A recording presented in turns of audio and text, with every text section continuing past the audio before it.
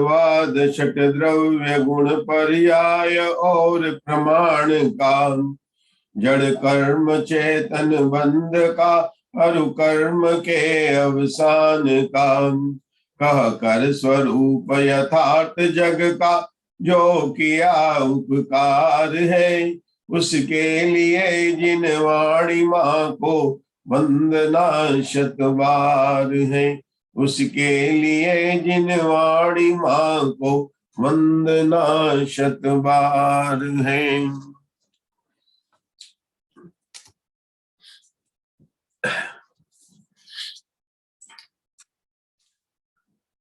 अरहंत भाष्यतम गणहर देवे हि गंत्यम सम्मम, प्रणमामि भक्ति जुतो सुदनान महो वही सिरसान, मई सुई अवहि विमल मण पज्जय नाण चौक साम्यू, प्रणमामि सौवे गणहर देवा अट्टरे दिगाम्यून, पयाणी सुबारह कोड़ि सैन, सुलख तिरासी ज्योति भरेण, सहस 58 पंचवियाणी, सया प्रणमामि जिणिंदहवाणी। द्वादशांग जिनवाणी माता के 112 करोड़ 83 लाख 58,005 पदों को मैं हाथ जोड़कर नमस्कार करता हूँ। जय उधर सेन ना हो, जैन महाकम पैड़ पाहुड़ से लो, बुद्धि सिरेणु दरियो समपियो उपयंतसन। षटखंडागम के चौथे खंड का नाम वेदना खंड है। इसकी धौला टीका 4 पुस्तकों में प्रकाशित हुई है। पुस्तक नंबर 9, 10, 11 और 12। पुस्तक नंबर 9 में कृति अनुयोग द्वार का वर्णन है और पुस्तक 10, 11 और 12 में वेदना अनुयोग द्वार का वर्णन है। चौथा खंड है षटखंडागम का, नाम है वेदना खंड। इसमें 2 अनुयोग द्वार का मुख्य रूप से वर्णन आया है, कृति का और वेदना का। राजुल जी अपना चल रहा है कृति अनुयोग द्वार की, यहाँ पर चर्चा चल रही है। पुस्तक कौन सी? धौला पुस्तक 9 है। इसके सारे सूत्र बुद्धबली आचार्य ने लिखे हैं। संख्या में वो कितने हैं कि 75 में 1 जोड़ना है, 76 सूत्र है। प्रारंभ के 44 सूत्रों में मंगलाचरण है। उसके बाद में आचार्य ने मात्र 32 सूत्रों के अंदर कृति अनुयोग द्वार का वर्णन किया गया है। सबसे पहले कृति के 7 भेद बताए। वास्तव में देखा जाए तो वीरसेन आचार्य की शैली यही है कि जब भी कोई भी ग्रंथ प्रारंभ करते हैं तो वे सबसे पहले निक्षेप लगाते हैं। धौला पुस्तक 1 में मंगल शब्द पर निक्षेप लगाए। धौला पुस्तक 2 तो पहली पुस्तक का ही विस्तार है, उसी को स्पष्ट किया जा रहा है। तीसरी पुस्तक में जो द्रव्य प्रमाणानुगम में, उसमें अनंत शब्द पर लगाया। यहां पर भी कृति शब्द पर वो निक्षेप लगा रहे हैं। अब निक्षेप हम जानते हैं तत्वार्थ सूत्र में नाम निक्षेप, स्थापना निक्षेप, द्रव्य निक्षेप और भाव निक्षेप, ये 4 निक्षेप होते हैं। लेकिन ये 4 तो कम से कम निक्षेप होते हैं, कई जगह अलग अलग होते हैं। कहीं पर 6 भी लगाते हैं। कौन कौन से 2 जुड़ जाते हैं? काल और क्षेत्र निक्षेप लगा देते हैं। जब मंगल शब्द पर लगाते हैं ना निक्षेप, तो 6 लगाए। द्रव्य मंगल, क्षेत्र मंगल, काल मंगल, भाव मंगल, मतलब स्थापना मंगल, तो वहां पर 6 निक्षेप लगाए। अनंत शब्द पर 11 निक्षेप लगाए थे। अनंत का जब किया था, हर एक जगह आचार्य निक्षेप लगाते हैं। तो यहां पर मधु जी किस पर लगाएंगे? कृति शब्द पर निक्षेप लगाएंगे। तो कृति शब्द पर क्या? नाम कृति, स्थापना कृति, द्रव्य कृति, भाव कृति, है ना? ये तो 4 हो गए।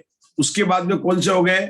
ग्रंथ कृति, गणन कृति और करण कृति। मतलब ये 7 प्रकार की कृति जो है, वास्तव में आचार्य बुद्धबली ये जो सूत्र लिखे हैं, इसका कदी तीत सत्य विहा कदी, मतलब जो कृति है वो इस अनुयोग द्वार में 7 प्रकार की कृति है। नाम कृति, ठवण कदी, दव कदी, गणन कदी, गंध कदी, करण कदी और भाव कदी चेती। च मतलब इति। नाम बताया उन्होंने। कृति अनुयोग द्वार में कृति 7 प्रकार की है। नाम कृति, चार स्थापना, ग्रंथ कृति, करण कृति और भाव कृति। यहां पर जो टीका में है, दो कृति पर मुख्य रूप से वर्णन आया है। कौन कौन सा मधु जी? गणन कृति और करण कृति, दो कृति पर मुख्य रूप से वर्णन आया है। वास्तव में देखा जाए तो गणन कृति पर एक ही सूत्र है और करण कृति पर 6 सूत्र है, मतलब कुल सूत्र भी 7 है। करण कितना, गणन कृति पर कितना है? 1 सूत्र है, और करण कृति पर कितने? 6 सूत्र हैं। उसमें जब हमने 69, 70 और 71 सूत्रों के आधार से हमने उसका एक सामान्य से परिचय लिया कि करण कृति का विषय क्या है। करण कृति का विषय क्या है? 2 विषय में से दूसरा विषय कौन सा रहा? गणन कृति। गणन कहते हैं गणना को, काउंटिंग को। किसको कहते हैं? गिनती को। 1 2 3 4 5, इसको कहते हैं गिनती कहते हैं। 2 से लेकर संख्या कहते हैं। हमारे जिनागम में जगन्य संख्या को 2 माना गया, विभाजित 2, 1 नहीं माना गया, क्योंकि 1 से गिनती होती है। को 1 में 1 का गुणा करें तो 1 रहता है, 1 में 1 का भाग दे तो 1 देता है, तो 1 की कोई वो नहीं रही है। काउंटिंग करते हैं, कितने आदमी बैठे हुए हैं, गुणस्थान कितने की 14, 1 2 3 4, मतलब गिनना, तो वो तो कहते हैं कि 1 से गिनती करते हैं। अब यहां पर कृति द्वार में आचार्य भूतबली एक नया प्रमेय प्रस्तुत करते हैं। हमने गोमटसार जीवकांड में तो ये इतना ही पढ़ा था कि 1 की संख्या काउंटिंग में होती है, जगन्य संख्या 2 है, फिर उत्कर्ष संख्या जाता है, उत्कर्ष संख्यात में 1 जोड़े तो जगन्य असंख्यात संख्यात हो जाता है, फिर उत्कर्ष संख्यात संख्यात, उससे आगे बढ़े तो फिर अनंत की बढ़ जाते हैं। तो वहां पर तो 21 प्रकार की गणना मान के भेद कर समझाया जाता है। लेकिन यहाँ पर जो विषय है राजुल जी, वो थोड़ा सा हटकर है। आचार्य क्या कहते हैं कि 1 में 1 का गुणा करें तो कितना आएगा? 1 आएगा, और मूल संख्या को उसमें से घटा दें तो उत्तर 0 हो जाएगा, मतलब कि वो संख्या ही नष्ट हो जाती है। इसलिए 1 की संख्या को नो कृति कहा। क्या कहा? नो कृति कहा। ध्यान से सुनिए क्या कहा। 1 में 1 का गुणा करें तो 1 आता है, और 1 में 1 घटा दें जो मूल संख्या थी तो कितना उत्तर आता है? 0 आता है। तो कहते हैं नो कृति। नो कृति, कुछ फायदा नहीं। दूसरी संख्या लेते हैं, 2 लेते हैं, तो विभाजित 2 में 2 का गुणा किया तो 4 आया, और 4 में से 2 घटाए तो कितना आ गया? 2 ही आया। तो जहां थे वहीं के वहीं रह गए, और 2 का फिर वर्ग करेंगे तो भी 4 ही आएगा वापिस। तो मतलब कहते हैं कि 2 की संख्या को उन्होंने कहा अवक्तव्य। वर्ग तो हुआ, 2 का 4 हुआ, बढ़ तो गया 1 से, 2 से 4 हो गया, लेकिन वापिस 2 घटाएंगे तो 2 ही आ गया। तो इसको आचार्य ने क्या नाम दिया? अवक्तव्य। पहले का नाम क्या दिया? नो कृति। किसको दिया? 1 की संख्या को। 2 की संख्या को क्या दिया? अवक्तव्य दिया। अब कस्तूरी जी 2 के बाद में 3 आती, और 3 से लेकर आगे सारी संख्या को एक ही ग्रुप बनाया। आपको याद होगा ना, अपने संस्कृत ऐसी भाषा है जिसमें एक वचन, द्विवचन और बहुवचन होते हैं। संस्कृत में होते हैं मुग्धा जी, संस्कृत में एक वचन, द्विवचन, इंग्लिश में नहीं होते, हिंदी में नहीं होते। तो 3 का क्या मतलब है कि 3 से लेकर सारी संख्या को आगे बहुवचन में ले जाते हैं। किस ले जाते हैं? बहुवचन में जाते हैं। यहां पर चल रहा 3 की संख्या है, तो राजुल जी 3 में 3 का गुणा करें कितना आएगा? 9 आएगा, और 9 में से मूल संख्या कितनी थी? 3 थी। तो जो वर्ग करने पर संख्या है उसमें तो मूल संख्या घटाएंगे, तो 9 में से 3 घटाएंगे तो 6 आएगा। तो ये संख्या तो बढ़ तो गई है, और एक बार फिर 6 का गुणा करेंगे तो 36 आ जाएगा। 6 का 6 का गुणा करेंगे 36 आएगा। तो क्या हुआ? पहला वर्ग था 4, उस वर्ग में से 3, पहला वर्ग था 9, 3 का पहला वर्ग, एक बार वर्ग क्या मतलब? एक बार वर्ग मतलब एक बार 3 को 3 से गुणा करें तो कहता है 3 का वर्ग 9 आया। मूल संख्या घटा दी, कितना आया? 6 आया। तो कितना हुआ? मूल संख्या से कितना हो गया? दुगना हो गया। अब इस संख्या 6 को फिर वर्ग करें, 6 से गुणा करें तो कितना आएगा? 36 आएगा। तो 9 से कितना हो गया? 4 गुणा 36 हो गया। तो ये कहते हैं कृति है। तो 3 से आगे की सारी संख्या को कृति कहा, 2 की संख्या को अवक्तव्य कहा, और 1 की संख्या को नो कृति कहा। तो गणन कृति के 3 भेद बताए। कितने भेद बताए? 3 भेद बताए। उनके नाम क्या है? देखिए, ये गणन कृति की हम बात कर रहे हैं। नोकृति आप पढ़ना चाहेंगे विभा जी? जा सा गणन कदी नाम सा अणेय विहा, पढ़िए विभा जी। जा सा इसमें पढ़िए, दिख रहा है आपको? चार्ट दिख रहा होगा, पढ़िए। दिख रहा सर। जा सा और बड़ा कर दूंगा अगर नहीं दिखेगा। नाम सा अणेय विहा तम जहां क्या म्यूट हो गया क्या? मैं नहीं, आप लोग म्यूट है क्या? कदितिवा, ये पढ़ना है। जा सा गणन कदी। पढ़ रही हूँ ना सर, पढ़ रही हूँ मैं। अरे ये आवाज आ रही है। जासा गणन कदी नाम सा अणेय विहा तम जहां। क्या नहीं आ रहा? चार्ट नहीं आ रहा क्या विभा जी? आ रहा है। तो फिर पढ़िए, कोई भी पढ़िए, मधु जी पढ़िए, अगर जो भी पढ़ सकता पढ़िए इसको। पढ़ रही हूँ। हाँ पढ़िए। आपको वो सुनाई नहीं दे रहा है? आपकी आवाज नहीं आ रही है? अच्छा एक मिनट, मेरा ही गड़बड़ होगा। हाँ हाँ हाँ, अब आवाज, अब आपकी आवाज आएगी। मेरे को आवाज मेरे ही तरफ से था कुछ। बोलिए। हाँ हाँ हाँ, बोलिए बोलिए, कौन बोल रहा है? हाँ सर। जासा गणन कदी नाम सा अणेय विहा तम जहां एओणोकदी दुवे अवतवा कदितिवा णोकदी तिवा तिप्पहुणी जाव संख्ये जावा असंख्ये जावा अनंतावा कदी सा सवा गणन कदी नाम। बहुत बढ़िया। ये मधु जी पढ़िए, सूत्र का पाठ कीजिए। जा सा गणन कदी, मधु जी ग्वालियर। जा सा गणन कदी राम सा अड़ेय बिहा तम जहां एव लोकदी दुवे अबत तब्बा कदी तीवा लोकदी तीवा टिप्पमुड़ी जाव संख्य जा वा असंख्य जा वा अनंता वा कदी सा सब्बा गणन कदी नाम। चलिए हिंदी में पढ़िए। जो वह गणन करती है, हिंदी में जो वह गणन कृति है वह अनेक प्रकार की है। वह इस प्रकार से है: एक संख्या 9 कृति है, 2 संख्या अव्यक्त कृति है अथवा 9 कृति है, 3 को आदि लेकर संख्यात असंख्यात व अनंत कृति कहलाती है। वह सब गणन कृति है। रुकेंगे। एक तो मधु जी आपका उच्चारण बहुत बड़े अच्छा हो गया है। आज आपने पहुड़ी बहुत अच्छा सही बोला, आधा पभी बोला। तो इसका क्या मतलब है कि अपन ये पाठ करते हैं, सूत्र बोलते धीरे धीरे, तो ये सबका इम्प्रूव होगा। और मतलब आप लोग सूत्र का पाठ करेंगे, आप ये जो मंगलाचरण का पाठ करेंगे, थोड़ा सा ध्यान रखेंगे तो हो सकता है कि प्रारंभ में आप लोगों की कुछ गलतियां हो, लेकिन ये भाई मुझे तो लगता है कि सुधार हो रहा। आज सूत्र पढ़ा मधु जी ने, बहुत आधा जो अक्षर था उसमें कई बार गलती हो जाती है। तो अशोका जी आपको सूत्र पढ़ना है, फिर से ये सूत्र पढ़ना, देखिए। हाँ जी पढ़ो सर। हाँ मैं देता हूँ। जा सा गणन कदी, जा सा गणन कदी नाम सा अने विहा। रुकेंगे। ये देखो पहले के जा सा, जो गणन कृति है, सा अणे विहा, अणे मतलब अनेक प्रकार की है, तम जहा वह इस प्रकार से है, एवो नोकदी एक संख्या नोकृति है, अवत्व कदी तीवा नोकदी तीवा तिप्पहुड़ी जाव संख्येज जा वा असंख्येज जा वा अनंता वा कदी सा सव वा गणन कदी नाम। रुकेंगे। इन्होंने एक की संख्या को नोकृति कहा, 2 की संख्या को अवक्तव्य कहा या नोकृति कह लो, लेकिन अवक्तव्य उन्होंने कहा, उनका दूसरा नाम उसका बोल दिया कि उसको भी कहो तो आप नोकृति कह दो, कृति नहीं है, जो कृति नहीं है इसने नोकृति कहा।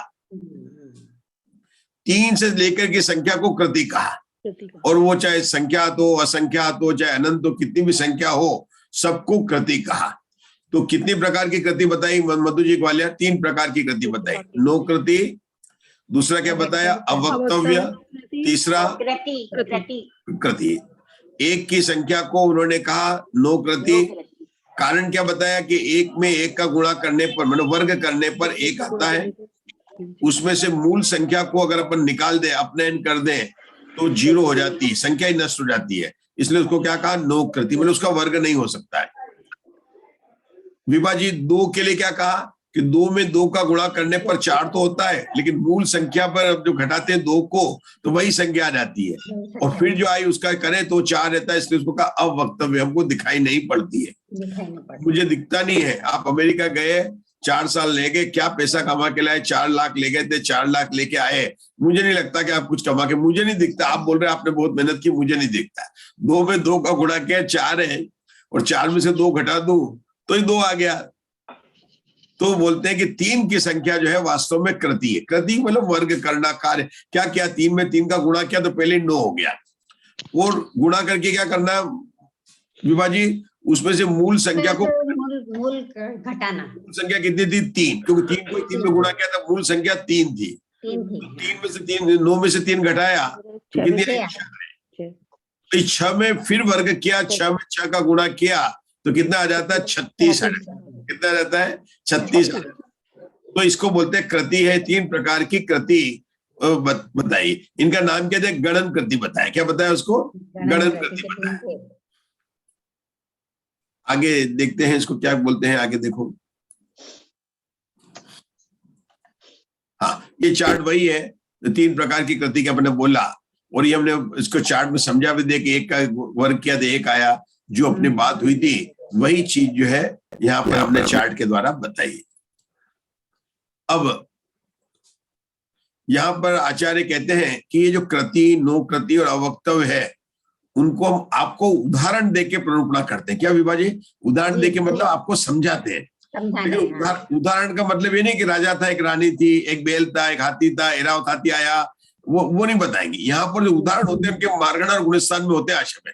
मतलब आचार्य के तावला में उदाहरण वो नहीं होते जो प्रतिमानियों की कहानी वाले होते हैं, उदाहरण देख के समझाते हैं। लेकिन आचार्य ने स्वयं लिखा यहाँ कृति, नो कृति और अवक्तव्य के उदाहरणों के लिए प्ररूपणा की जाती है। उस प्ररूपणा के करने में, हाँ पढ़िए विभा जी क्या लिखा, ओघानुगम, प्रथमानुगम, चर्मानुगम और संचयानुगम, ये 4 अनुयोग द्वार है। पढ़िए, क्या पढ़ेंगे मधु जी ग्वालियर। यहाँ कृति, नो कृति के अवक्तव्य, यहाँ कृति, नो कृति और अवक्तव्य के उदाहरणों के लिए यह प्ररूपण की जाती है। उस प्ररूपण के करने में ओघानुगम, प्रथमानुगम, चरणानुगम और संचयानुगम, ये 4 अनुयोग द्वार हैं। हाँ, तो देखो ये चार्ट देखो, बीच में पहले कृति लिखा, नो कृति, अवक्तव्य और कृति, आपने येलो कलर, रेड कलर और व्हाइट कलर में लिखा तीनों। फिर इसको बोला कि गणन करके 4 अनुयोग द्वार है, ओघानुगम, प्रथमानुगम, चर्मानुगम और संचयानुगम। हमको बता, ओघ और आदेश होते हैं, मतलब मार्गणा गुणस्थान में उसको सामान्यकरण करना। अब यहाँ पर 2 शब्द है, प्रथमानुयोग और प्रथमानुगम और चर्मानुगम। तो क्या मतलब हुआ मधु जी, प्रथमानुयोग और चर्मानुयोग चरणानुयोग के? नहीं, वो अंतर नहीं है। वो तो प्रथमानुयोग है, चरणानुयोग है, कर्णानुयोग है, वो अलग बात है।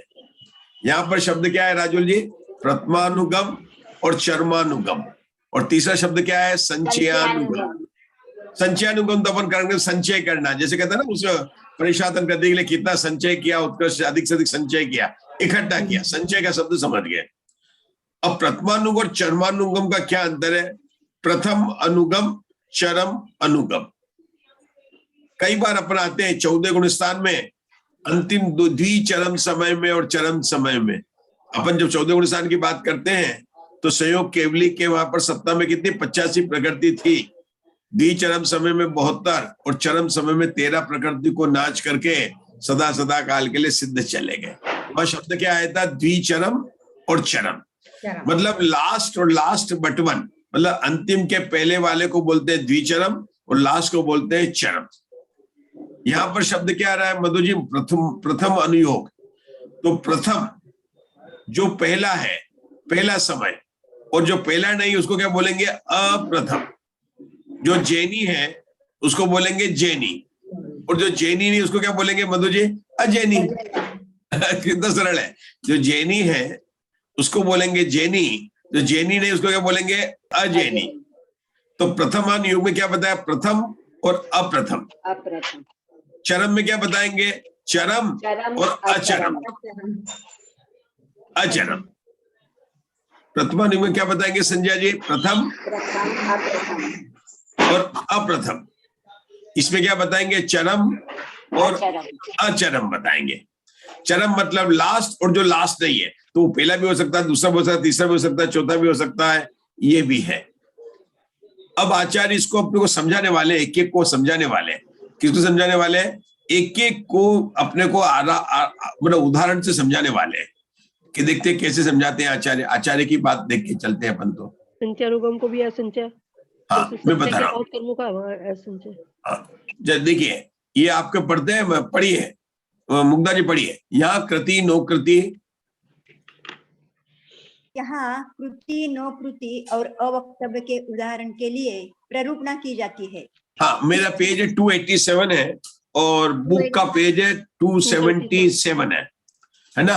277 पेज पर 10 पेज का अंतर चल रहा है यहाँ पर। हाँ पढ़िए अब उस प्ररूपणा के करने में, पढ़िए। उस प्ररूपणा के करने में ओघानुगम, प्रथमानुगम, चर्मानुगम और संचयानुगम, ये 4 अनुयोग द्वार हैं।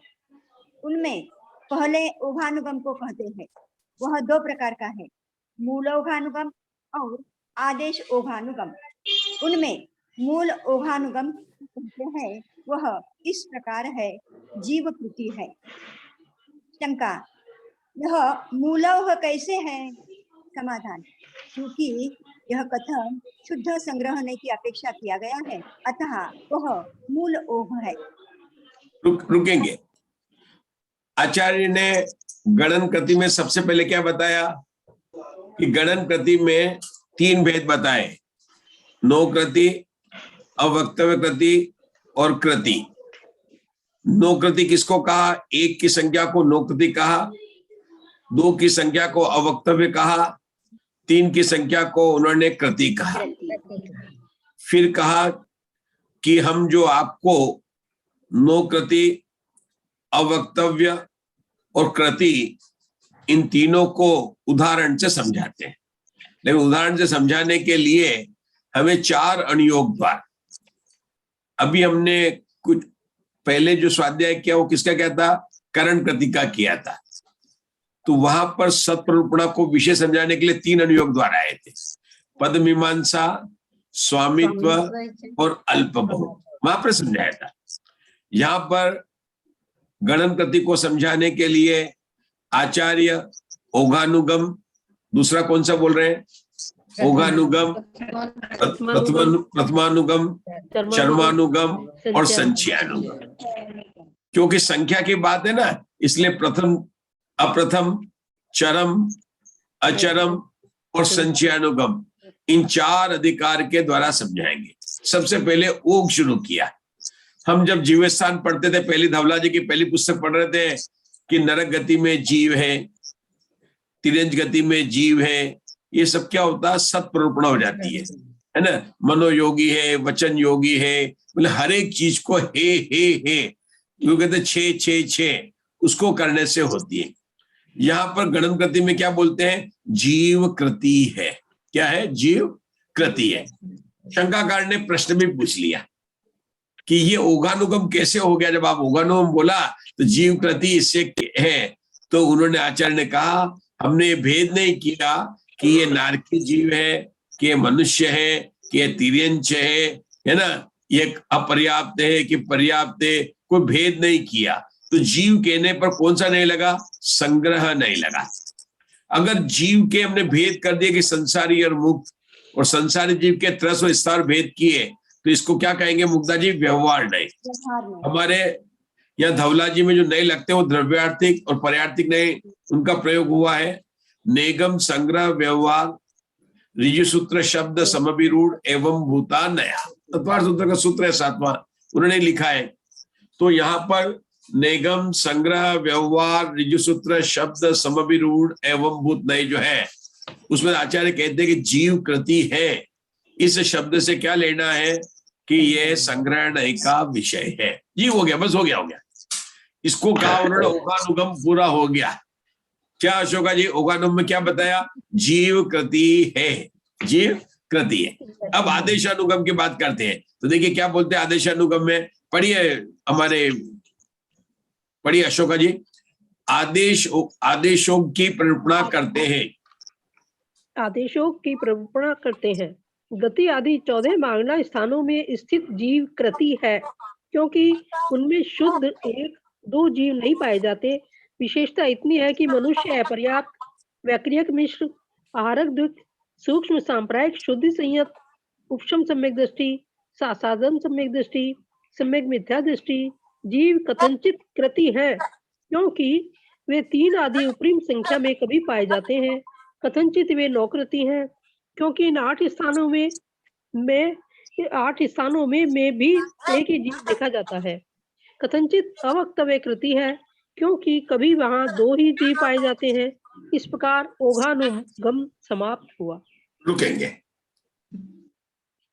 नया विषय है, मैं बहुत सावधानी से आप लोगों को प्रवेश करा रहा हूँ। जैसे कोई नया जगह जाते हैं ना, अपन नई कंट्री में जाते हैं तो वहां के रूल होते हैं, तो नया तो बहुत बहुत सावधानी से आप लोगों को प्रवेश करा रहा हूँ, क्योंकि तो मुझे बहुत डर लगता है कि, लेकिन मधु जी का कहना कि हम तो पढ़ेंगे, हम तो स्वाध्याय करेंगे, मतलब है ना, करेंगे। तो आज चल रही गणन कृति की बात अपन ने शुरू की। किसकी की? गणन कृति की बात की। थोड़ा देखते हैं उसको। तो पहले ऊक से वर्णन किया, अब कर रहे हैं आदेश से। हमें पता आदेश में करेंगे तो 14 मार्गणाओं की बात करेंगे। किसकी बात करेंगे? 14 मार्गणाओं की बात करेंगे। अभी विभा जी कल भी जब हम कर रहे थे, टेबल लगा रहे थे, पर बड़ी अच्छी लग रही थी, अपन 13 पदों के टेबल लगा रहे थे, ठीक है ना। और वहां पर जब हमने पढ़ा तो हमने ये आपको ध्यान दिलाया था कि जब वो मार्गणा के नाम ले तो ये अपने को ध्यान देना है कि कहाँ पर गति मार्गणा की बात चल रही है, कहाँ पर काय मार्गणा शुरू हो गई, कहाँ पर इंद्रिय मार्गणा हो गई। ऐसी सावधानी हमको मन में पढ़ते समय, क्योंकि यहाँ पर है ना पैराग्राफ को ब्रेक करके नहीं दिया गया धवला जी में, तो और उस तरह से बताकर चलते हैं। तो अभी यहाँ पर आदेश में जब बात की थी तो वहां पर उन्होंने 14 मार्गणाओं में उन्होंने बताया, लेकिन जिन मार्गणाओं का नाम लिया है, जिन मार्गणाओं को सामान्य से बोला कि भाई मार्गणाओं में जीव होते कि नहीं, हाँ होते हैं, बिल्कुल होते हैं जीव, लेकिन जिन मार्गणाओं का नाम लिया वहां पर उन्होंने 3 पद बताए। क्या बताए? कृति है, कथनचित कृति है, कथनचित नो कृति है, मतलब ऐसे बता रहे। मतलब कभी जीव नहीं पाए जाते हैं तो उन्होंने बोल दिया कि नो कृति है, कभी 1-2 ही जीव पाए जाते हैं तो बोलते हैं कि अवक्तव्य, कभी 3 से ज्यादा जीव पाए जाते हैं तो वो बोलते हैं कि कृति है। मतलब उन्होंने ये बोला, इन्होंने ऐसी बात बोली। अब मैं फिर से उस प्रश्न को लाऊंगा और आपको देखना है ये कौन सी मार्गणा, कौन सी बातें चल रही है, यहाँ पर आपको ध्यान देना है। तो अपना ध्यान देके चलेंगे। देखिए यहाँ क्या लिखा है, गति आदि 14 मार्गणाओं में स्थित जीव कृति है, क्योंकि शुद्ध 1-2 जीव नहीं पाए जाते। क्यों नहीं पाए जाते? कि उन गतियों में कोई ना कोई जीव होगा। नर गति में केवल 1 या 2 जीव थोड़ी होंगे, कई जीव होंगे, कई जीव होंगे। तो यहाँ बोलते हैं कि विशेषता इतनी है। विशेषता इतनी मतलब कि ये बात तो सामान्य हो गई, लेकिन जो खास बात है वो अब हम बताने जा रहे हैं कि विशेषता क्या है। तो वो पढ़िए, आप लोग पढ़िए, विशेषता क्या है पढ़िए। विशेषता इतनी है कि विशेषता इतनी है, जरा फिर से बताइए फिर पंडित जी।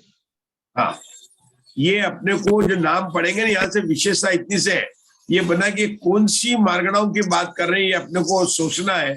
अपने को पढ़ते हैं, फिर से पढ़ते हैं, पढ़िए आप लोग। विशेषता इतनी है कि मनुष्य अपर्याप्त, वैक्रियक मिश्र, आहारक द्विक, सूक्ष्म सांप्रायिक शुद्धि संयत, उपशम सम्यक दृष्टि, सासाधन सम्यक दृष्टि और सम्यक मिथ्या दृष्टि जीव कथनचित कृति हैं, क्योंकि वे 3 आदि उपरिम संख्या में कभी पाए जाते हैं। कथनचित वे 9 कृति हैं, क्योंकि इन 8 स्थानों में कभी 1 ही जीव देखा जाता है।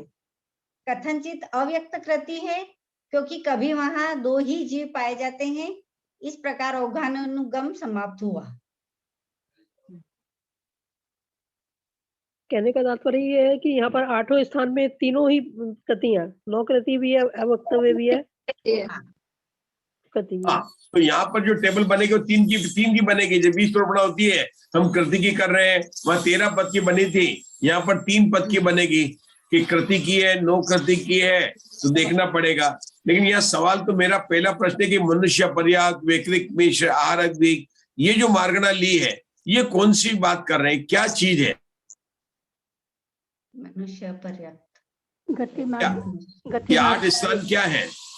एक तो गति मार्गणा जी, फिर योग गति है ना। मार्गणा, आहार मार्गणा और सूक्ष्म आहार सांप्रायिक, की 2, ये संयत का, योग की 1, संयत की मार्गणा है, संयम सम्यक मार्गणा, दर्शन की 11वां गुण स्थान, सम्यक दर्शन की। जीव कृति है, जीव कृति। विषय इंदौर के शिविर में हो चुका है, इसलिए आपको याद करा। प्रीति जी है नहीं आज। मार्गणा 2 होती है, सांतर मार्गणा और निरंतर मार्गणा। कौन सी मार्गणा है ना? सांतर मार्गणा और निरंतर मार्गणा। नाम सुना है? नहीं सुना। हाँ सुना है, लेकिन यहाँ पढ़ा धवला में तो जो पढ़ा हुआ ना आपने, जीव कांड, कर्म कांड, गोमट सार, लब्धि सार, उसका प्रयोग करना है। वो मतलब है ना, ये बात तो चलेगी, ऐसे ही चलेगी। अब फिर से बताकर बताइए क्या बताया गया आपको, फिर से पढ़ के बताना है 8 स्थान कौन से हैं और इनका क्या मतलब है। अशोका जी। 8 स्थान अपर्याप्त, व्यक्रियक मिश्र, मनुष्य अपर्याप्त, व्यक्रियक मिश्र, आहारक द्विक, सूक्ष्म सांप्रायिक शुद्धि संयत, उपशम सम्यक दृष्टि, सासाधन सम्यक दृष्टि और सम्यक मिथ्या दृष्टि जीव कथनचित करती है, क्योंकि वे 3 आदि उपरी संख्या में कभी पाए जाते हैं। कथनचित वे 9 कृति हैं, क्योंकि इन 8 स्थानों में भी एक ही जीव देखा जाता है। कथनचित अवक्तव्य कृति है, क्योंकि कभी वहां 2 ही जीव पाए जाते हैं। इस प्रकार होगानुगम समाप्त हुआ। इन 8 स्थानों में सांतर मानना है ये, तो इनमें कभी जीव पाए जाते हैं और कभी एक ही जीव पाया जाता है, कभी 2 ही जीव पाए जाते हैं और कभी अंतर भी होता है इनमें।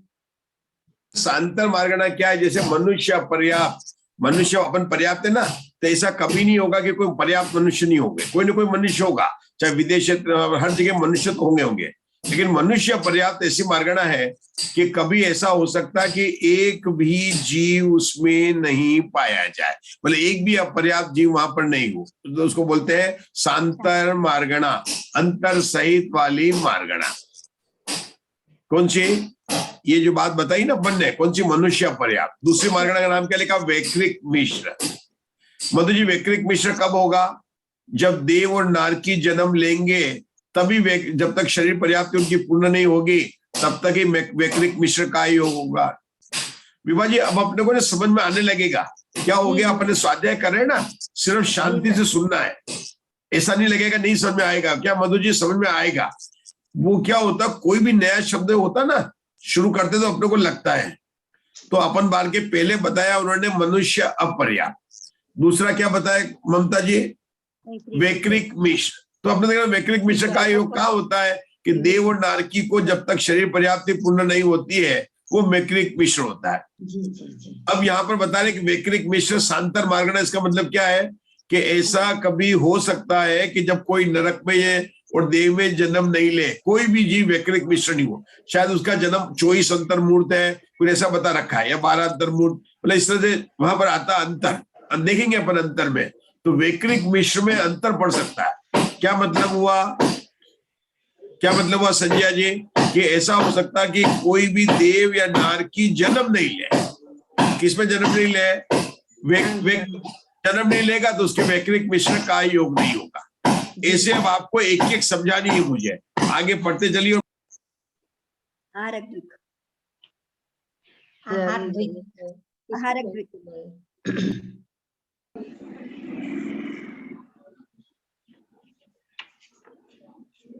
आपको बोलना आहार द्विक, यहाँ नाम लिखा, इसका क्या मतलब हुआ? क्या कहना चाहते हैं आचार्य? वो छठे गुण स्थान में मुनिराज जब आहारक शरीर की रचना करेंगे तब इसमें दोनों आएगा ना, आहारक और आहारक मिश्र दोनों आएगा, द्विक लिखा ना, दोनों आ जाएगा। तो यहाँ पर क्या कहना चाहते हैं? ये अभी हमें छठा गुण स्थान नहीं पढ़ा रहे, आहारक शरीर। यहाँ पर आहारक द्विक का नाम क्यों लिया गया कि ऐसा हो सकता है होगा, कभी नहीं होगा, कभी कोई आहारक शरीर न करे। मतलब 2.5 द्वीप में 3 कम 9 करोड़ मुनिराज, अपने छठे सातवें गुण स्थान में जो मुनिराज है 296, 99, 103 सातवें में, और उससे दुगने छठे में, इतने मुनिराज में कोई भी मुनिराज आहारक शरीर नहीं बना है। ऐसा हो सकता है। तो आहारक शरीर नहीं बना है तो उनके आहारक मिश्र का योग और आहारक का योग दोनों में अंतर पड़ सकता है। क्या पड़ सकता है? अंतर पड़ सकता है। पहला कौन सा लिया? मनुष्य अपर्याप्त। दूसरा कौन सा लिया? वैकृक मिश्र। तीसरा कौन सा लिया? आहारक द्विक। मतलब ऐसा हो सकता, इस तरह से आपको एक एक को एक्सप्लेन करना है। तो मैं फिर से लगाता हूँ, आपको एक्सप्लेन करेंगे, मैं सुनूंगा। ये डिस्टरबेंस कहाँ से आ रहा है?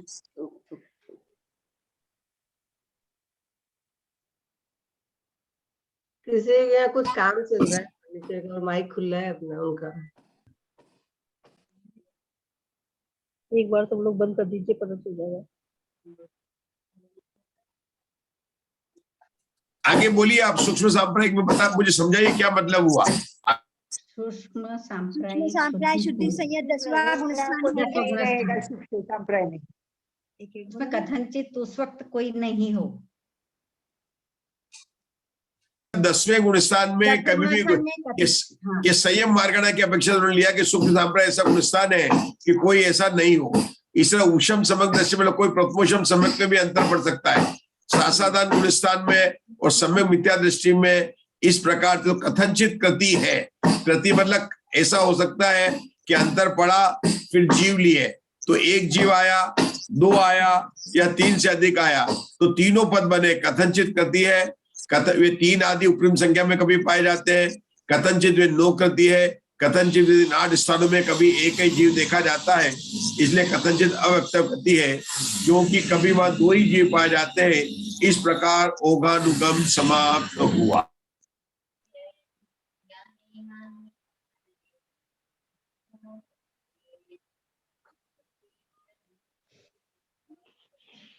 चलिए आगे के पढ़ना, प्रथमानुगम की कल्पना करते हैं, पढ़िए। यहाँ पे यही कहना चाह रहे हैं कि इन गुण स्थानों में या इन अनुयोग में कोई न कोई जीव कभी हो सकता है, ऐसा नहीं कि जगह खाली हो, इस समय कोई जीव नहीं हो।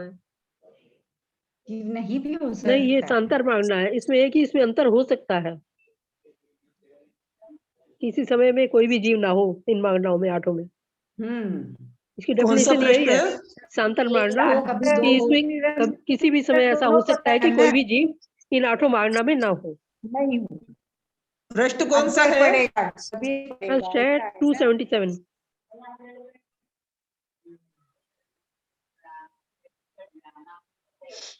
देखिए यहाँ पर आचार्य पहले सांतर मार्गणाओं की 8 सांतर मार्गणा होती है।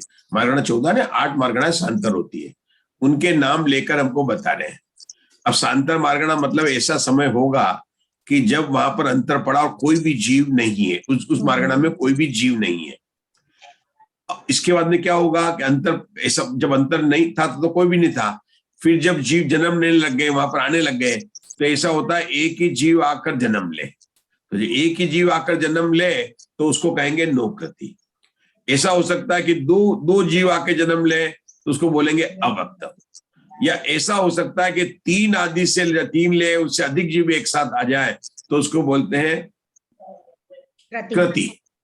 तो जो भी बनेगा, कथनचित नोकृति है, कथनचित अवक्तव्य है, कथनचित कृति है। तीनों अवस्था बन सकती है। कब? किसी समय में बन सकती है। अगर हम पूरा देखेंगे, जब होगा तो 3 से अधिक बन सकती है, लेकिन जब पहला कोई आए तो एक साथ ऐसा होता केवल एक ही आदमी आए, एक ही जीव जन्म ले। ऐसा हो सकता है 2 ले, या ऐसा हो सकता है 3 ले, 4 ले, 5 ले, मतलब 3 से अधिक जीव जन्म ले, ऐसा हो सकता है। तो आचार्य ने उसको क्या, कथनचित नोकृति है, कथनचित अवक्तव्य है, कथनचित कृति है। ये इसकी विशेषता। क्या विशेषता है? आचार्य ने बोला 14 मार्गणों में जीव कृति है। पहले उपदेश के बाद 14 मार्गणों में गति इंद्रिय काय में है, लेकिन उसमें जो विशेषता थी, एक्सेप्शन था कि इनको छोड़कर, है ना, कहते ना, वो कौन को छोड़ के, कि 8 सांतर मार्गणा, उनके नाम भी बता दिए आचार्य ने। क्या नाम बताए? मनुष्य पर्याप्त, वैकृक मिश्र, आरक का योगी, आरक मिश्र का योगी, ठीक है ना। उसके बाद कौन सा था? सासाधान था, सम्यक विख्यात था, सूक्ष्म संप्राय, सूक्ष्म संप्राय, उपशम सम्यक दृष्टि, सम्यक मिथ्या दृष्टि की कथन। हाँ, तो ये सब जीवों में अंतर पड़ सकता है, इन मार्गणों में नहीं हो सकता है। अब मैं गुणस्थान में भी देखे हैं तो आपको पता कैसे कौन 14 गुणस्थान 14 है, ऐसे कौन से गुणस्थान है जहां पर हमेशा जीव पाए ही जाते हैं? पहला गुण स्थान मिथ्यात्व में, सासादन में भी पाए जाते हैं। सासादन चौथा और 13वां। पहला, चौथा, पांचवा, छठा, सातवां और 13वां। और 13वां। और किस में नहीं पाए जाते हैं? दूसरा, तीसरा। देखो, दूसरा, तीसरा, 8वां, 9वां, 10वां, 11वां, 12वां और 14वां, मतलब श्रेणी के गुणस्थान ले लिए पांचों, दूसरा और तीसरा ले लिए 7 और एक 14 गुणस्थान अयोग केवली। 2, 3, 8, 9, 10, 11, 12 और 14, ये 8 गुणस्थान है जहां पर कि ऐसा हो सकता है जैसे सांतर मार्गणा है। ऊपर देखो सांतर मार्गणा लिखी थी, उपशम सम्यक, वैकृक मिश्र, सूक्ष्म सांप्राय, लब्ध्य पर्याप्त मनुष्य, आहारक मार्गणा, सासादान, आहारक मिश्र और मिश्र, ये 8 मार्गणा थी। ऐसे ही 8 गुणस्थान है। कौन कौन से? दूसरा गुणस्थान, तीसरा गुणस्थान, 8वां गुणस्थान, 9वां, 10वां, 11वां, 12वां और 14वां। मतलब इन गुणस्थानों में ऐसा काल हो सकता है कि जब कोई भी जीव नहीं रहे, मतलब ऐसा हो सकता है। कौन से गुणस्थान? दूसरे गुणस्थान में, मतलब ऐसा हो सकता है क्योंकि प्रथमोषम सम्यक में अंतर पड़ा है, वहां भी अंतर सांतर मार्गणा है, तो दूसरे गुणस्थान में कोई नहीं आए, तीसरे गुणस्थान में कोई नहीं आए, कोई श्रेणी नहीं चढ़े। हम जानते हैं श्रेणी चढ़ने में अंतर, जब श्रेणी नहीं चढ़ेगा कोई उपशम श्रेणी नहीं चढ़ेगा, तो इसलिए इनको बोलते हैं अंतर पड़ सकता है। यहाँ आचार्य ने पहले ओपनिषद में इतना ही बताया कि जीव कृति है। आदेश में बताया कि 14 मार्गणा में भी कृति है, लेकिन 14 मार्गणा में जब बताया तो उसमें खास बात बता दी। क्या खास बता दी? कि 8 मार्गणा के स्थान है जिनको हम सांतर मार्गणा कहते हैं, वहां पर कथनचित नोकृति है, कथनचित अवक्तव्य है, कथनचित कृति है। इतनी बात उन्होंने आचार्य ने बताई। अब अपना आगे का चालू होता है, देखिए हम पढ़ेंगे। हाँ चलिए, अब प्रथमा नियोग की प्रवर्तना करते हैं। पढ़िए मुग्धा जी, पढ़िए। प्रथमा नियोग की प्रवर्तना करते, प्रथमानुगम। प्रथम अनुगम की प्रवर्तना करते हैं। शंका, किसके प्रथम समय में यह अनुगम किया जाता है? हाँ, यहाँ पर लिखा नहीं, उत्तर लिखा नहीं है, आपको लिखना है। ऊपर से जो है ना वो छपना रह गया है। प्रश्न पूछा कि किसके विषय में प्रथम अनुगम कह रहे हैं, क्या आप प्रथमानुयोग की बात कर रहे हैं, क्या 24 पुराण की बात कर रहे हैं कि नहीं? नहीं, यहाँ पर मार्गणाओं के प्रथम समय की बात कर रहे हैं। किसी कहते हैं, क्योंकि आदेश प्रवर्तना चल रही है, मार्गणाओं के प्रथम समय में करने को कहते हैं प्रथम अनुगम, और मार्गणा के प्रथम समय को छोड़कर बाकी में जब बात करेंगे उसको बोलेंगे अप्रथमानुगम। मतलब प्रथमानुगम में किसकी बात करेंगे? प्रथम समय की भी बात करेंगे और अप्रथम समय की भी बात करेंगे। मतलब उस मार्गणा में क्या प्रथम समय है कि नहीं है, थोड़ा सोचेंगे क्या आप लोग? मैं आपको एक बोलता हूं, भव्यत्व मार्गणा। क्या बोला मैंने आपको? हाँ, बताइए इसमें प्रथम समय कौन सा है?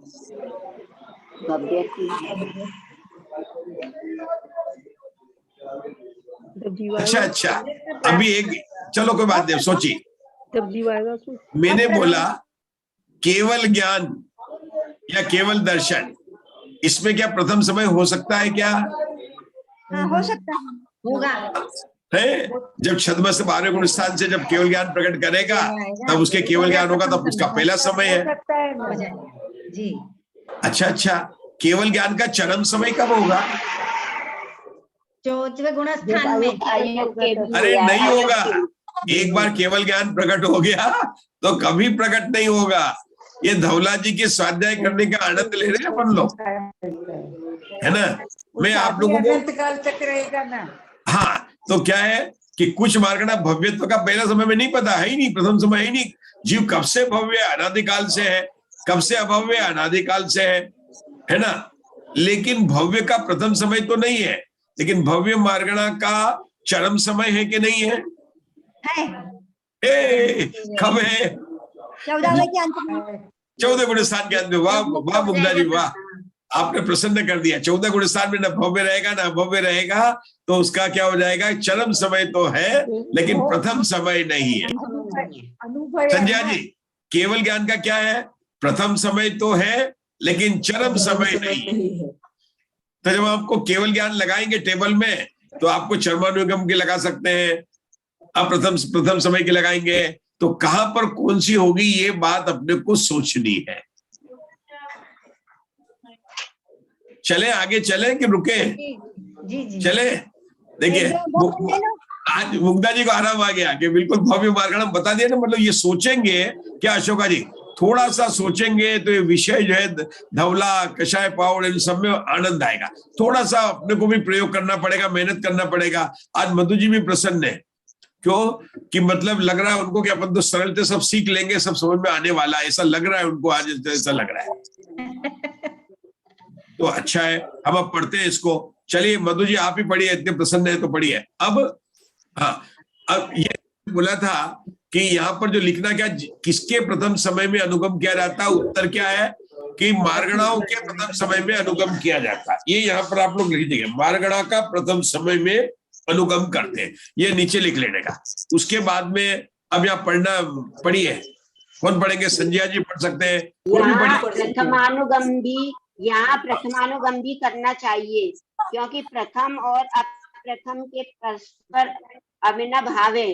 नारकी जी प्रथम समय में कथनचित प्रति है, क्योंकि नारकियों के उपक्रम का अंतर जगन्य से एक समय और उत्कृष्ट से संख्यात आंवलियां हैं। इस अंतर से उत्पन्न होने वाले नारकी अपनी आयु के प्रथम समय में 3 लेकर संख्यात पाए जाते हैं। कथनचित वे नौकृति हैं, क्योंकि इसी अंतर से उत्पन्न होने के प्रथम समय में कभी एक ही जीव पाया जाता है।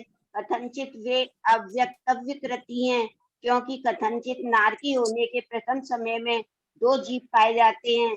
अप्रथम समयवर्ती नारकी कृति हैं, क्योंकि अपनी आयु के द्वितीय समय से लेकर अंतिम समय तक यह अप्रथम काल है। इस काल में स्थित जीव नियम से सर्वकाल असंख्यात पाए जाते हैं। रुकेंगे अभी, मुझे आप लोगों को साथ में स्वाध्याय करते इसकी टेबल कैसे बनेगी, पहले अपन टेबल बनाना है। नहीं तो क्या होगा, पढ़ेंगे अभी टेबल बनाने का मुझे अभी तक तो नहीं आया था, लेकिन अभी आइडिया आ गया मुझे। मैं बता दूं कैसे आइडिया आ गया आपको। अपने होगा प्रथम समय, अप्रथम समय, चरम समय, अचरम समय। कितने बोलोगे? 4। और हर एक में लगेंगे क्या लगेंगे? कृति है, नौकृति है कि अवक्तव्य है। तो 4 यानी 12 टेबल बन जाएगी। जैसे 12 परंपरा थी ना, 12 पतल हो जाएगी। लो बन गई अशोका जी, बहुत बहुत आप लोगों का आभार है। कि मैं सोच रहा था ये विशेष अभी सर बना तो आप रहे नहीं, क्योंकि अब ये नहीं तो क्या है उषा जी, इतना कठिन आप पढ़ना इसको, है ना। ये मैं धीरे धीरे आप लोगों के अंदर होता है, धीरे धीरे इंजेक्शन दे रहे हैं, मतलब ज्ञान का धीरे धीरे इंजेक्शन दे रहा हूँ, ताकि एकदम नहीं हो जाए, है ना। एकदम नहीं तो क्या अजीर्ण हो जाए। तो मेरे को भी जैसे अपन ने उसमें तो 13 पद की टेबल बना ली थी, अब मैं सोच रहा था इसमें कैसे बनाए, क्योंकि अपन ने दूसरी पुस्तक पढ़ी है। मुग्धा जी सब दूसरी पुस्तक में बोलते टेबल है, हमारे मधु जी बोलते सब जगह मधु जी आपने बताओ करना, सब जगह बोलते दूसरी पुस्तक में टेबल है। और हमारे यहाँ जेपी दोषी जी बोलते हैं हर पुस्तक में टेबल है, हर में टेबल है। तत्वार्थ सूत्र में टेबल है और धवला में भी टेबल है। धवला में भी टेबल है। और ये मैं आपको कल बना के बताऊंगा आज से, क्योंकि मैंने पढ़ा था। सही बताया, सुबह से मैं इसका स्वाध्याय पहले समझना पड़ता ना, तो मैं स्वाध्याय कर रहा था, कुछ चार्ट बनाए। जब आप लोगों के साथ स्वाध्याय करते ना, तो वो सबका खुलता है उसमें। तो मैंने सोचा कैसे टेबल बनाए, तो अभी जो पढ़ा तो अपने पास में 2 ही बात करके, प्रथमानुयोग भी, चरमानुयोग है, प्रथमानुयोग है। और प्रथम है, अप्रथम है, चरम है, अचरम है। और हर एक के अंदर क्या लगेगा, वो जो कृति, नौकृति 3 लेंगे तो 12 हो जाएंगे। और इसको अब लगाना है, नरक गति में लगाना, 7वीं पृथ्वी में लगाना है, मनुष्य गति में लगाना है, देव गति में लगाना, फिर इंद्रिय मार्गणा में लगाएंगे, हर एक मार्गणा में इसको लगाएंगे।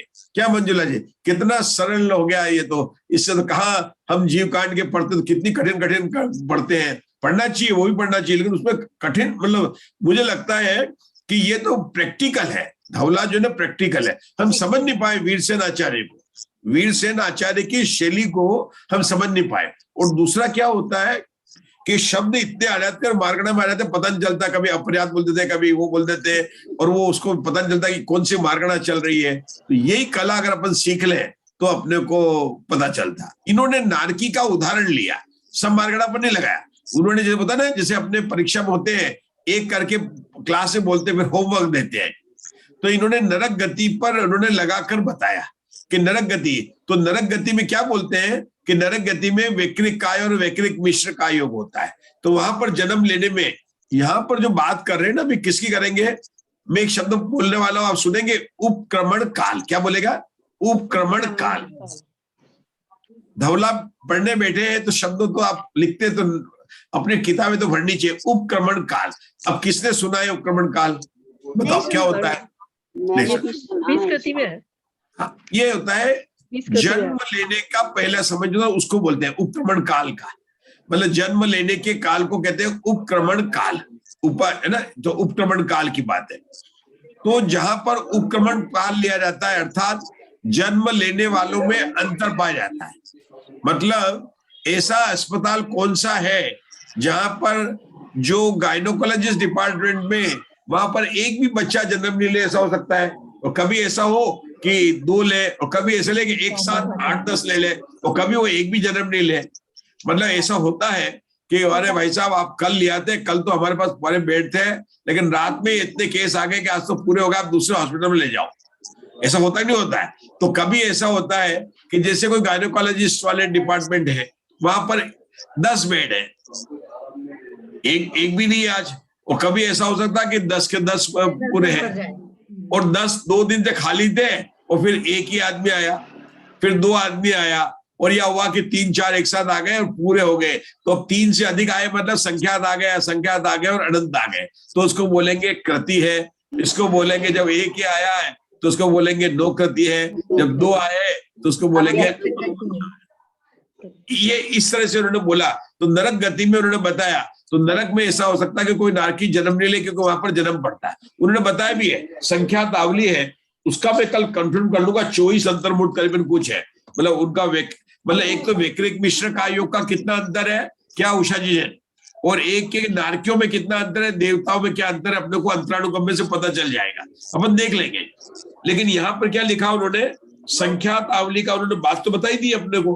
क्या बताई उन्होंने? इसमें उत्कृष्ट से संख्यात आवलियां। हाँ, ये बोला उन्होंने, एक समय मतलब जगन्य से एक समय का, और उत्कृष्ट से संख्यात आवली का। क्या मधु जी, आपके तो 5वीं पुस्तक शुरू हो गई, अंतरानुगम चालू हो गया ये नारकियों में। अपन ने बहुत अच्छी तरह से लिया है, इसके अंदर आपको सब पक्के हो जाएंगे।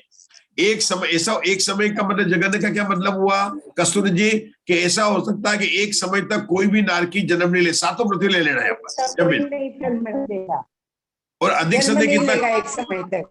कहा, मतलब मुंबई की सड़कों में ऐसा हो सकता है कि एक समय ऐसा आए कि कोई गाड़ी नहीं थी, बाकी फिर गाड़ी चलती थी, सड़कें कभी खाली नहीं होती। अधिक से अधिक कितनी होती कि 1 घंटा रात को, मतलब 2 बजे 3 बजे तक को लोग नहीं, बाकी तो गाड़ी दिखाई पड़ती। नारकियों में क्या बताया उन्होंने कि एक समय या अधिक से संख्यात आवली। संख्यात आवली का जो है वो, क्योंकि अंतर्मूर्त भी आवली संख्यात आवली हो जाएगी, 24 अंतर्मूर्त या 12 अंतर्मूर्त जो भी है अंतर, उतने समय तक वहां पर कोई भी जीव नहीं पड़े। ये बात उन्होंने यहाँ पर बताई है। क्या बताया? इस अंतर से उत्पन्न होने वाले नारकी अपनी आयु के प्रथम समय से लेकर, इस अंतर के बाद अंतर था, अब नारकी उत्पन्न हुए। तो कैसे हुए? प्रथम समय से कभी एक ही जीव पाया जाता है, तुम्हें अवक्तव्य। कथनचित 2 नारकी होने के 2 पाए जाए तो वो क्या है, नहीं 1 पाए जाए तो क्या नो कृति है, 2 पाए जाए तो अवक्तव्य है, 3 पाए जाए। लेकिन अप्रथम काल में तो कृति है, क्योंकि वो तो नारकी वहां पड़े ही हुए है ना। नारकी तो पूरे नरक का भी खाली नहीं होता।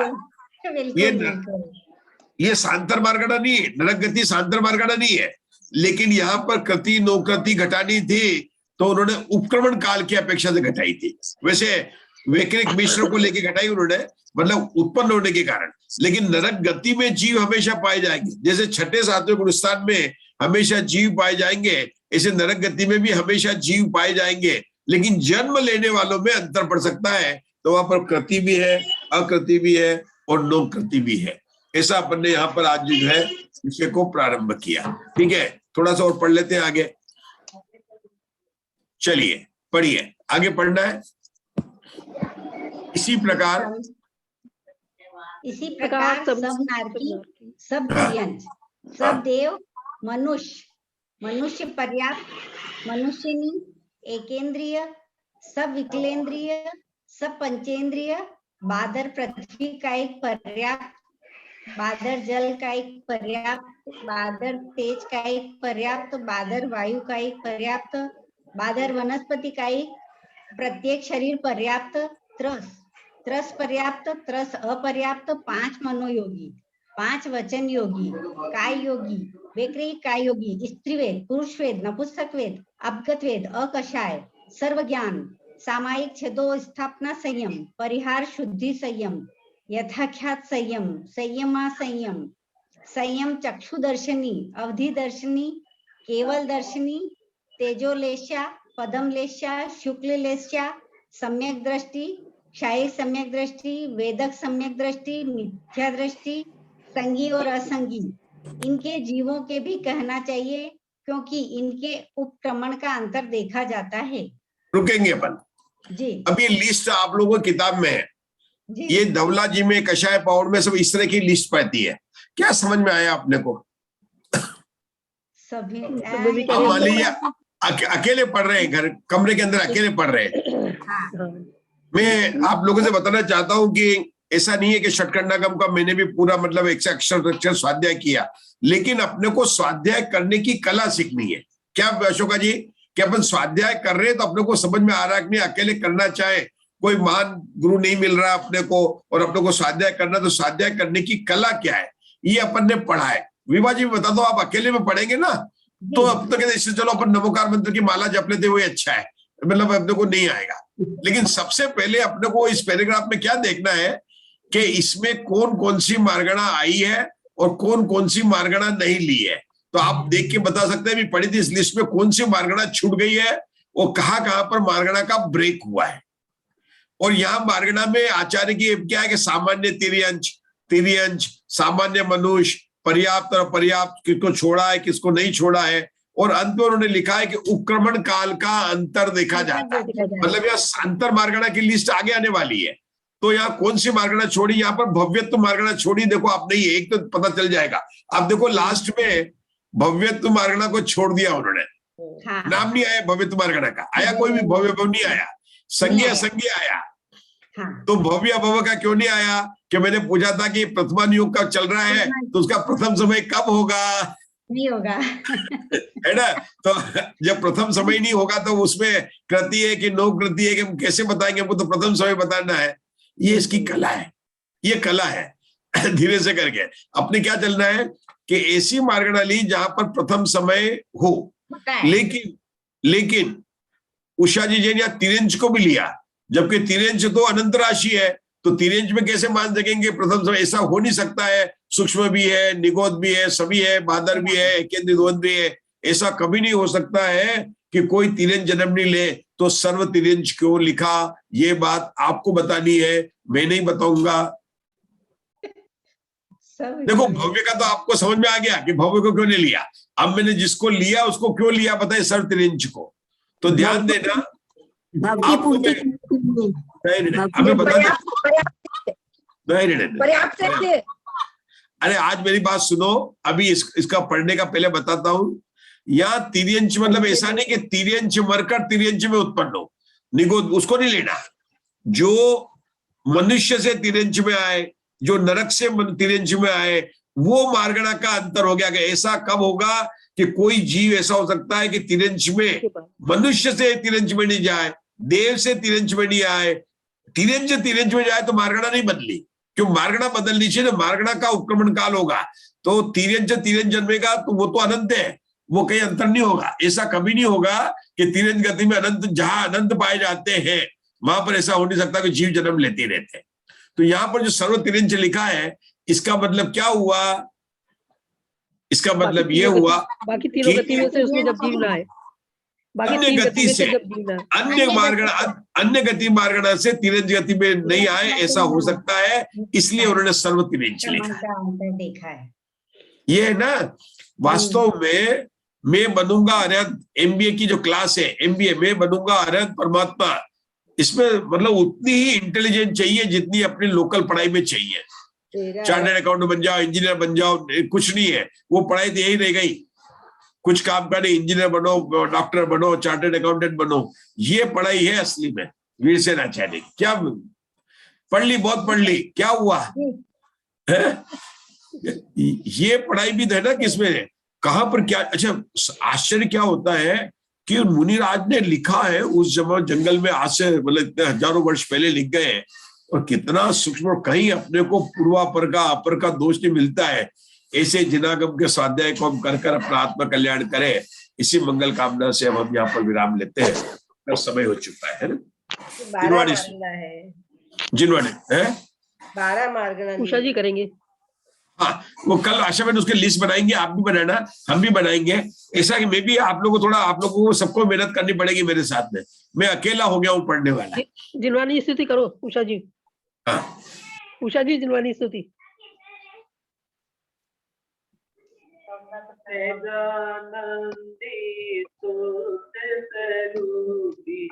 अविनाशी मेरा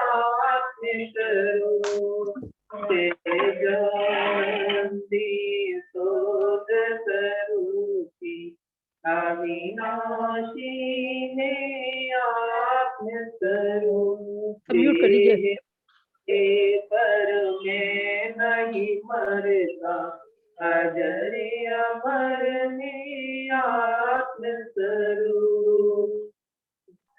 जिसके तन का स्मरण प्रतिक्षण करो रे, भव के अनंत दुख को क्षण में हरो रे, आपके अनंत निज शोक निदान पाओ, गाओ हरे चित ऋषि के गीत गाओ, जन्म जरा मृत क्षय करे, हरे पुण्य जड़री, भव सागर चोले गिरे बंतो